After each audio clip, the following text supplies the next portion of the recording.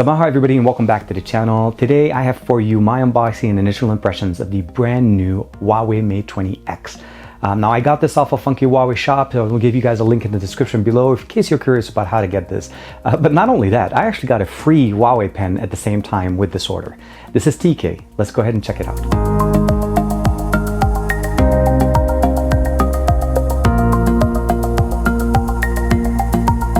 Here we have the Huawei Mate 20X. I actually did receive a M Pen by surprise for free.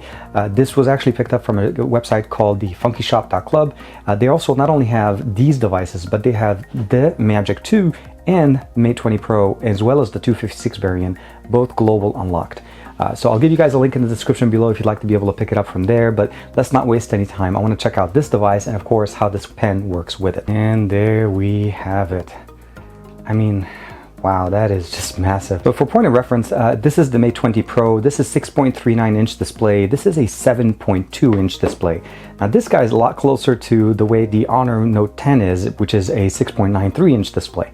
Way bigger, way wider. Like, this is truly just a behemoth of a phone. Picking it up right there, we have a little bit of a plastic cover on the back, pretty much telling us that we have the volume rocker, power button, the card tray here for the SIM tray, and compatible with dual SIMs. So we have here a Nano SIM 1, Nano SIM 2, or M card. So it also supports the additional memory card that Huawei has introduced. This is the midnight blue color, and it does definitely look really, really nice. One thing that they mentioned to me when I was at the event was essentially that this is actually a new textured back. So point of reference, if I'm rubbing my finger across, I can feel that it's pretty smooth, but there's a little bit of a texture. If I use my nail on it, it actually has a lot more texture, making it not as slippery as some of the other devices that we've seen.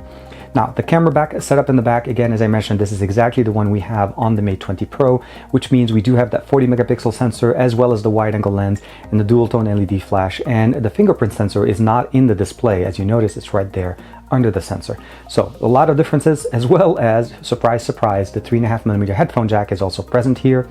Microphone, IR blaster, top firing speaker. Yes, this is one of the two speakers. Of course, we have two antenna bands. On the left side, we have the tray, as I mentioned to you guys, dual SIMs or a SIM and a nano memory card. There is a little bit of a camera hump right there. Yes, sadly with this size, I wish it would have had a little bit smaller. But other than that, it's pretty much clean on this end. On the bottom, the secondary firing speaker, two microphones, as well as USB-C for data. Now, you are able to route audio through here, but you don't need to. As I mentioned, we do have that 3.5mm headphone jack. On the right side, we have a power button that has a slight of a red tint. You could kind of see it here. It's not as predominant as the one we have here on the Mate 20 Pro. As you can see, it's pretty red. Here, it's pretty much like a black top with a red accent on the side with a volume rocker. Now, this second piece here is removing the protector cover. There is a screen protector that's still present on the device, and you can kind of see it right there. So it covers the entire phone. Let's go ahead and boot it up for the first time. Give it a second. And right there. Real quick, the rest of the stuff in the box, we do have a clear case that's made compatible with the phone, some instruction manuals, a SIM ejector tool. We have a international plug. This is going to be the 40-watt charger as well, so it does support fast charging. We have USB-C to USB-A cable connection for not only data, but as well as charging. And since we have a 3.5mm headphone jack, guess what? We have 3.5mm earbuds. These are basically just your basic earbuds. I would recommend you obviously picking up something a little bit better. Looking over the Huawei pen, this is the M Pen made specifically for the Mate 20X. It's pretty simple, and you could see right there, it looks very, very nice. It actually has some nice weight to it. There's some replacement tips right there. I'll give it a second. And it does look like it does have a USB-C, so it will require some power. So I'll go ahead and skip through the setup process and get us directly into the UI. So as you can see here, for the most part, this is kind of an extended version. Now I'm running Nova Prime here on the Mate 20 Pro, and this is running the default EMUI launcher. You have access, of course, to the high board on the left side. Google Play services are installed, and you'll notice, of course, that the notch is a lot smaller, even though we still have the top earpiece right above the camera, and these are the same exact sensors on both cameras here. What we have here essentially just a much smaller teardrop implementation. The other thing, of course, you'll notice is that the actual tempered edges that we have here on the Mate 20 Pro are not here. This is more rounded and a kind of a flat top on the actual device. So you'll notice right there that most of the rounding is actually done kind of a little bit on the back, but as far as on the front, this is pretty much just flat. As far as looking specification, we are looking at the Kirin 980, similar to the way we have it here. 6 gigs of RAM, 128 gigs of internal storage. Again, similar to the way we have it on this model of the Mate 20 Pro. Now, the Funkyshop.club does actually have access to the 256 gig version of this if you'd like to pick it up. Over Overall stereo speakers, a speaker at the top, 24 megapixel on the front, triple camera setup on the back. As far as expandable storage, again, the nano memory card from Huawei will be the only one compatible. As I mentioned to you guys, this is the M Pen. Holding it, tapping it once on the screen takes us into the Note. If I just hold it, double tap, takes us into the ability of just basically taking a screenshot. I can edit it, or of course I can share it. This is a 7.2-inch 1080p OLED display, so we're getting a little bit lower resolution than what we have here, which is a Quad HD. But again, at this resolution, I think you're going to be very happy, and it is an OLED display. The fingerprint sensor is in the back, not in the front, and we do definitely have the missing here is also the 3D sensor. So you'll notice we had an additional slot here for the 3D sensor for the face unlock. Here we'll be relying mostly on the front-facing camera to do that. Now we have Wi-Fi, device connectivity, home screen, and wallpaper. This is the theme section. Again, home screen settings, you can go in there and customize auto align. Home screen style is standard, or you can add the app drawer. That's again to your preference. I like to keep it there. We'll go back in here and go back into home screen wallpaper. And always on display is included as well, and you can turn it on and set it up as well. As far as display, we have the ability of going into setting up the text size, the adjustment of the screen resolution, of course. Under more display, you can, if you'd like, hide the notch. There is no reason for it, even though they're using a much bigger notch here. You can turn it on and it becomes just a straight bar, or you could just maximize the whole display that you like. Display carrier name, information, screensaver, and then of course full screen display if you want to turn it on for specific apps that are not automatically compatible. And of course always on and simple mode if you'd like to turn that on. Sound, of course, stereo speakers, you can customize all your sound options, and we do have Dolby Atmos configuration for sound playback similar to the Mate 20 Pro, so you should be expecting really good audio. And we have a 3.5mm headphone jack here. Other than that, just standard options here. Notifications, pretty simple. Lock screen notifications, you can go ahead and customize them. Then of course the app icon badges, of course. Now under the apps, we have the ability of going into default apps, and of course this does allow us to change the launcher, so you can customize it if you'd like. For me, I did install basically Nova Prime on this, so I'll be able to do the exact same thing. And this is where you'll be able to change the default applications to be able to whatever, second party application or third party applications. The last thing I want to mention is we do have obviously App Gallery Assistant as well as App Twin if you'd like to be able to run multiple versions of certain apps. Currently only Messenger, Facebook Messenger and Facebook are installed, and when you have this turned on, it'll basically duplicate and allow you to log in with separate account in separate apps. It will keep both databases separate from each other, so you don't have to worry about that. Battery wise, we have performance mode, power saving mode, ultra power saving mode, of course battery usage here for consumption, power consumption, and darkened interface UI. This enables us to enjoy having a darker UI, save battery on this OLED panel. Now we do have a 5000 milliamp battery in here, so that's also the other big thing comparing to the 4200.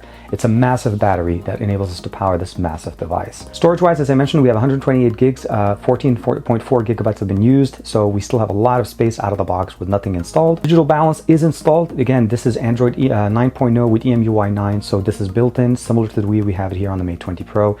Just a lot of cool things.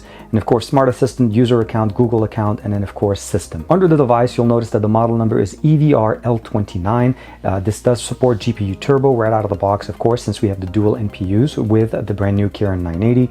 This is running EMUI 9.0 with Android 9.0. The processor, as I mentioned to you guys, is the Kirin 980, 6 gigs of RAM, 128 gigs of internal storage, of which 113 are available. It is a 2244 by 1080 display, meaning we have a 1080p panel here.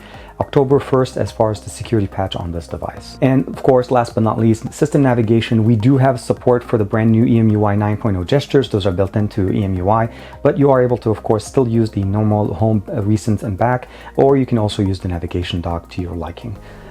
Phone clone is also installed to be able to transfer your data from either an iOS or an Android device, or even another Huawei device with ease, as in it will transfer not only your contact information, your messages, your applications, and as much as possible over without having you transferring it to a PC. Very nice, very simple. Now I'm pretty sure you guys want to know more about the cameras that we have in here. Again, as far as the modes, we have aperture mode. We'll go ahead and click here, night mode, portrait mode, photo mode, and of course video mode as well as pro mode. Under more, we have the additional tabs here. We have slow-mo, panorama, monochrome, AR lenses, lighting, basically light painting, HDR, and video lapse. Now I did a video of my trip to China using the Mate 20 Pro, and I want to show you guys how I was able to turn this function on. So under video, you click on this little magic wand, and it's an option here called AI color.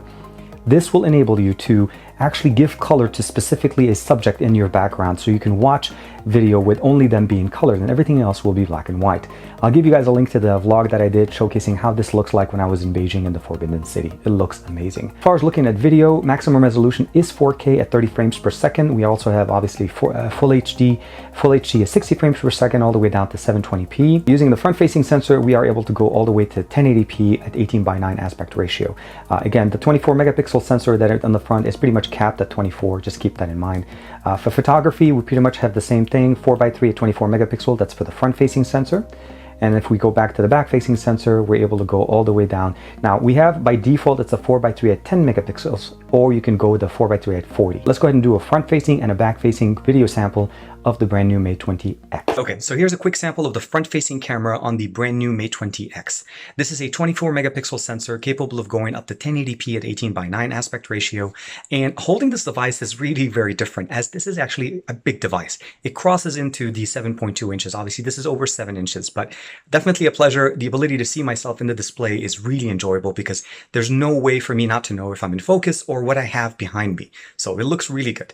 Let's switch over to the back-facing sensor. So I went ahead and switched over to the back-facing sensor. Again, you have the ability of actually shooting in wide angle or regular form. Now, I didn't use the wide angle on this one, but you are able to fit in even more and still shoot up to 4K at that point. We're able to go to 4K at 30 frames per second on there, of course, as well as 720p. But this is, again, just a quick sample of the front-facing and back-facing sensor on the brand new Mate 20X. Do a quick audio sample on this. We're going to play Alex Grindo Jumbo by NCS Release. I do have, as I mentioned to you guys, Dolby Atmos turned on, and at this point I'm leaving it under Smart. You can customize it to be either movies or music. Again, automatically, this is basically auto mode. It should detect it automatically. We'll go ahead and start.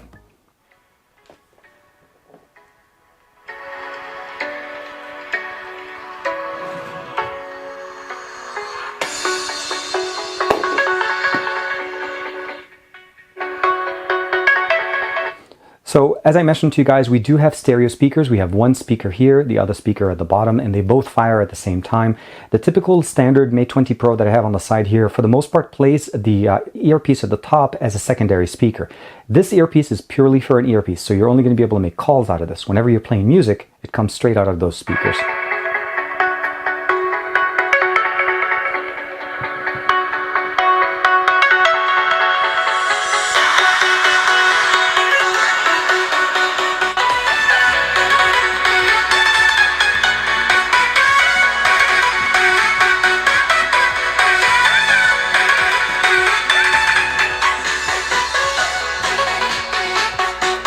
The sound is pretty good. The UI is pretty good. This again does require some power. You'll notice right there, there's a USB-C top in there, and you're able to initiate some functionalities with this, but it's really good to actually use this massive display with a note-like functionality. The device is definitely big. 7.2-inch display, there's no question about that. The fingerprint sensor placement, I think, is the right spot. Now, we lost some features from the Mate 20 Pro, but we kind of gained some from the Mate 20 as well. So we still have a 3.5mm headphone jack. That's something that can be said that we don't have on the other ones. It is a massive display, 1080p. It's going to be great for content consumption, but not only that, productivity level, as you do have that functional M Pen.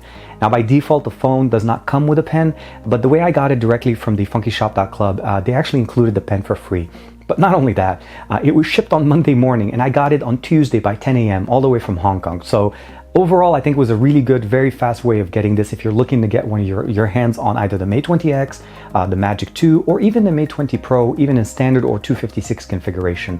These are basically SIM unlock devices. They're still bootloader locked, so keep that in mind.